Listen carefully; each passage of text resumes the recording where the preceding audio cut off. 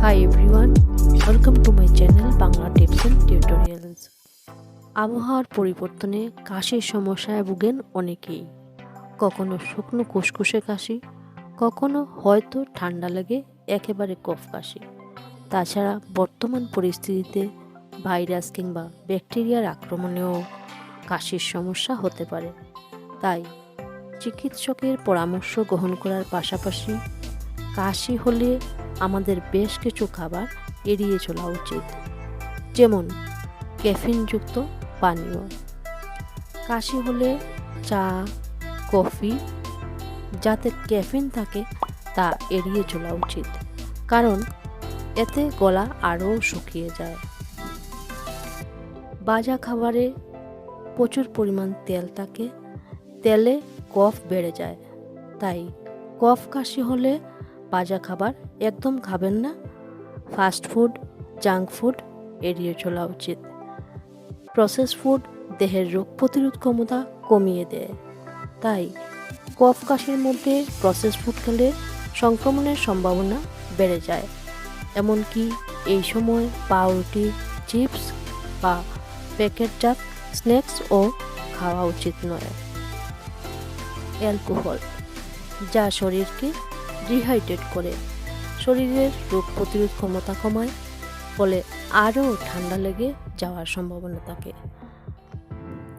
ঠান্ডা খাবার যেমন আইসক্রিম, কোল্ড ড্রিঙ্কস কাশির মধ্যে একদমই খাওয়া উচিত নয়, কারণ কফ কাশির মধ্যে ঠান্ডা খেলে সংক্রমণ আরও বেড়ে যাওয়ার সম্ভাবনা থাকে।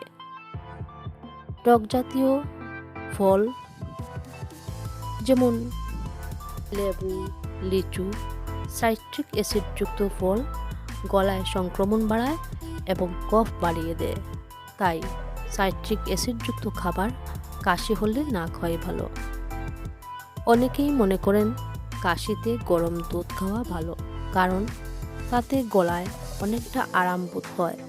কিন্তু দুধ খেলে তা ফুসফুস এবং গলায় মিউকাস উৎপাদন বাড়িয়ে দেয়, যার ফলে কাশির সমস্যা আরও বেড়ে যাওয়ার সম্ভাবনা থাকে। তাই কাশি হলে দুধ এড়িয়ে চলাই ভালো। এবার জানব কাশি হলে কোন খাবারগুলি আমরা খেতে পারি। কাশি হলে গলা শুকনো রাখা একেবারেই ঠিক নয়। তরল খাবার, বিভিন্ন ধরনের স্যুপ খেতে পারেন। তাছাড়া বাসক পাতা, তুলসী পাতা, হলুদ, আদা চা, লং, মধু এগুলি খাওয়া যেতে পারে। ঔষধি গুণ সমৃদ্ধ তুলসী পাতা ভাইরাস, ব্যাকটেরিয়া এবং ছত্রাককে ধ্বংস করে, রোগ প্রতিরোধ ক্ষমতা বৃদ্ধি করে এবং আমাদের শরীরকে সুস্থ রাখতে সাহায্য করে। মধুতে আছে অ্যান্টিঅক্সিডেন্ট ও মিনারেলস, যা আমাদের মুখের রুচি বাড়ানোর পাশাপাশি রোগ প্রতিরোধ ক্ষমতা বাড়ায়।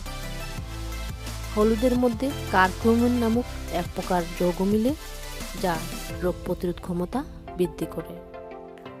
আদাতে প্রচুর পরিমাণ অ্যান্টিঅক্সিডেন্ট ও খনিজ রয়েছে, যা শরীরের ভাইরাসজনিত রোগের সঙ্গে লড়াইয়ে সহায়তা করে। তাই করোনাকালীন সময়ে আদা চা অনেক উপকারী। লং বা লবঙ্গ, এর মধ্যে রয়েছে ইউজেনল নামক একটি যৌগ, যা জীবাণুনাশক হিসাবে কাজ করে। আজ এই পর্যন্তই। সবাই ভালো থাকুন, সুস্থ থাকুন।